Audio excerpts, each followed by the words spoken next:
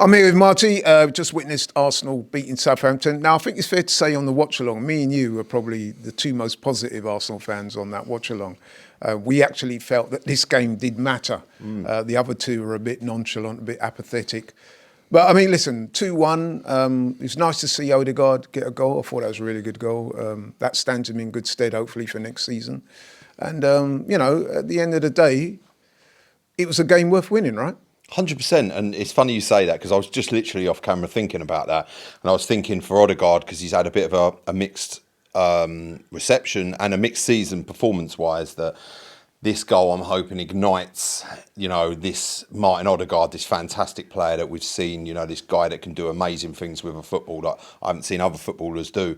You know, and score fantastic goals. And today was a great example of that, where the way he picked up the ball, he made the goal himself. He gets brought on as a sub, you know, plays the ball across, receives it again, beats his player, and pulls the trigger quick. He does. You know, and he rifles that in the bottom corner. He picks his spot through a crowded box, puts it past the defenders, and Aaron Ramsdale has absolutely no chance.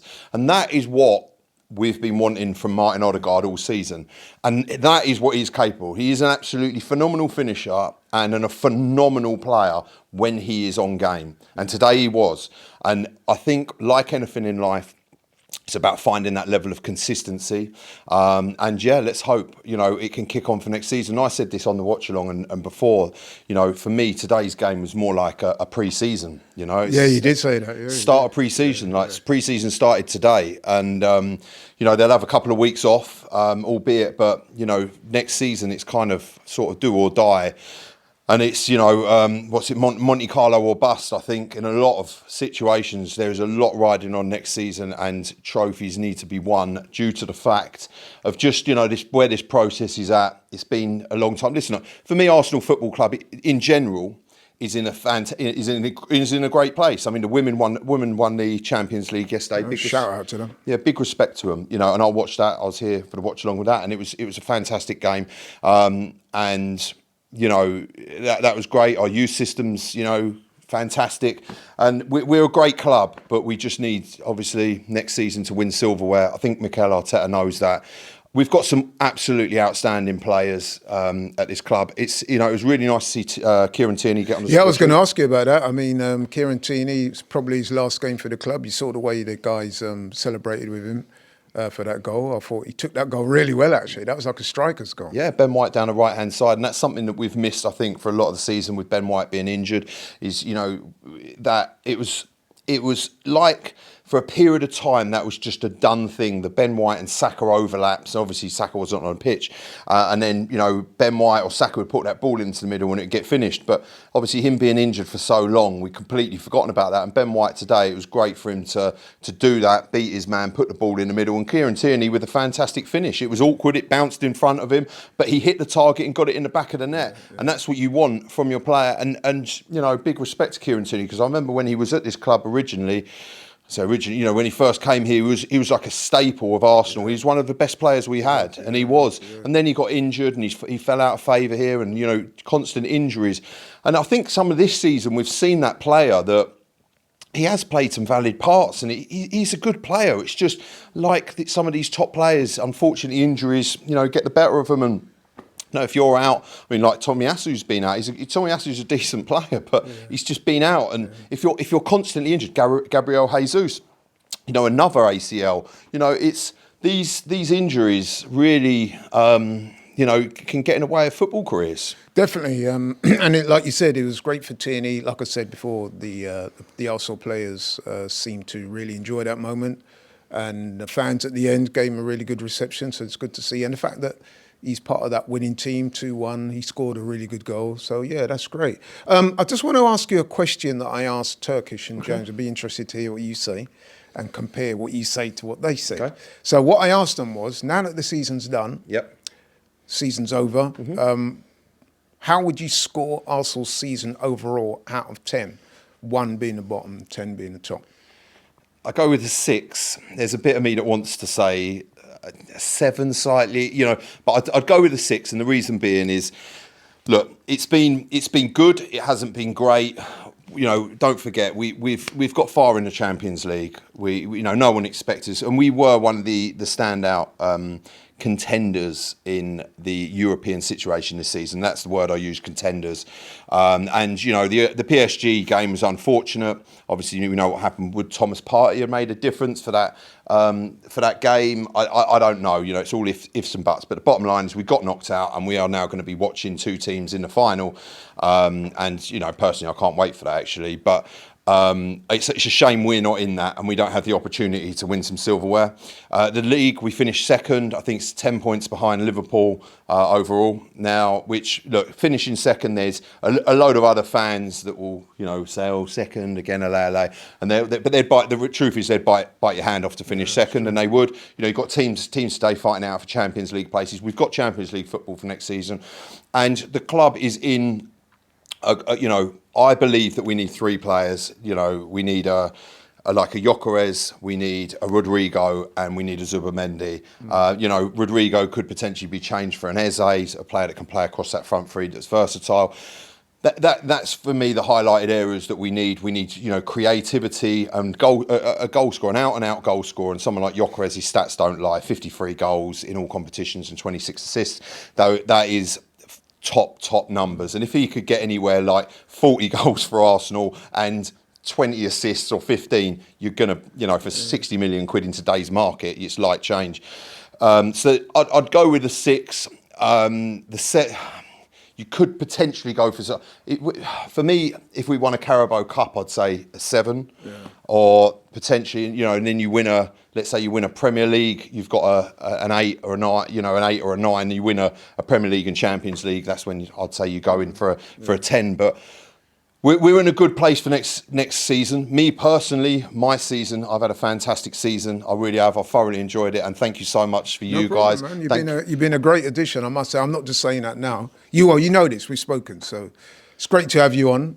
Talking of positives and stuff like that, Arsenal players that you think have come through this season have shown themselves. Well, Miles Lewis-Skelly is the first player that stands out massively for me. What a player. Look, this is a guy that's coming from the academy. He's an Arsenal boy. And, it's one of those things that everyone said, oh, he's a 6, he's a midfielder and all this. But for me, he's one of the best left-backs in the league. The way his ball retention, the way he runs with the ball, and when he's running with that ball, sometimes you just cannot. I see it a couple of times today. Southampton players, you have to foul the guy to get the ball off of him, or you got to double up on him. And he is such a strong lad, such a strong player. His ball playing ability is fantastic. He's popped up with goals, and we bought Calafiori for 35 million in the summer as the answer to all our, Zinchenko and Tierney at left back. But Miles Lewis-Skelly, he got his opportunity because Calafiori was injured, and he nicked that space, and it was like, mate, and he ended up getting rested for Champions League games. That's how important he was. So for me, he's the most sort of improved standout performer. Then obviously you've got to talk about Ethan Nwaneri. There's times in this season where, obviously Saka got injured and he's come in, he's done a job. He's scored some fantastic goals where he's cut in from the right-hand side, got it onto his left foot, put it in the top corner. He's done it in the Champions League, he's done it in the Carabao Cup. And it's a shame there was a period where maybe he could have been played a little bit more, and he wasn't. But again, what a talent he is, and something definitely for the future. David Raya, consistent as ever, shares a golden glove with Matt Sells. I think he's an outstanding goalkeeper, and when you consider that he's come in from Brentford to Arsenal, and there was the Ramsdale and Araya, and so many fans were opposed to it.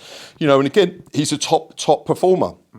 Obviously, you got your Salibas and Gabriels, great players. Jurriën Timber, what a machine, plays on an injury.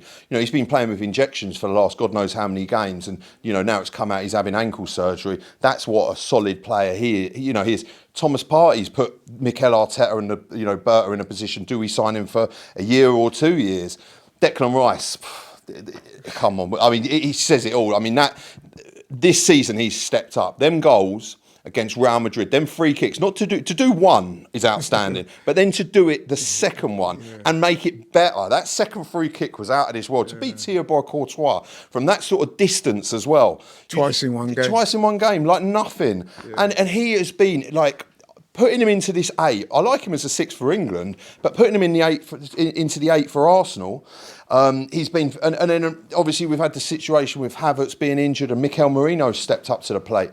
You know, he's been brought in as an 8 or a 6, and he's ended up playing as a 9.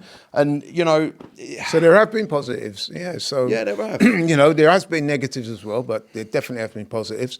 Looking forward, then, obviously season's done now, but looking forward. How confident are you that we can bring in the right types of players and really make a push for some major honours next season? Very confident. I mean, who wouldn't want to come to Arsenal Football Club? Let's be honest. All the jokes and banter aside, and you're never going to win anything. Listen, Arsenal Football Club do win things. We're a huge club. Why would you not want to come? You know, you've got the pull of London. We play in an amazing stadium. We've got an awesome team, and we are a cat's whisker away from winning. Of course, you know, someone like Gyökeres, and also a striker. You know, you're going to be the main man. You know, that is every player's dream, that you know you're going to get game time. It's not like we've already got an existing, you know, number 9 that's banging in goals for fun, and then, you know, we're buying another number 9 and it's competition. You've got an open run at the place. And listen, the other players that we need to be, of course, we need these players. So you're going to get game time. It's an attractive proposition. I do believe we get them. And Berta, he is the man to be brought in to get this job done, and I think he will. He looks like he means business, and he's been around big heads throughout his career. His CV doesn't lie. You know, he's a serious player in this game. So, you know, I'm looking forward to. I am really looking forward to next season already. I can see that. Yeah, no, the positivity is flowing out of you, man. You know what? I'm looking forward to the season already, just having heard you speak. So, Marty, thanks so much, You've man. been an absolute superstar. And I really you too, appreciate man. it. Great to have you on board. Thank you. Thanks a lot. Hi, we've teamed up with UK Auto Claims to see if you could be eligible to score thousands in compensation. If you've had any cars, vans or motorbikes on finance between 2007 and 2021, go to ukautoclaims.co.uk to start your free simple check. Loads of you will have overpaid and payouts could be worth thousands, so you've got to look into it. Hit up the link below and check now for free.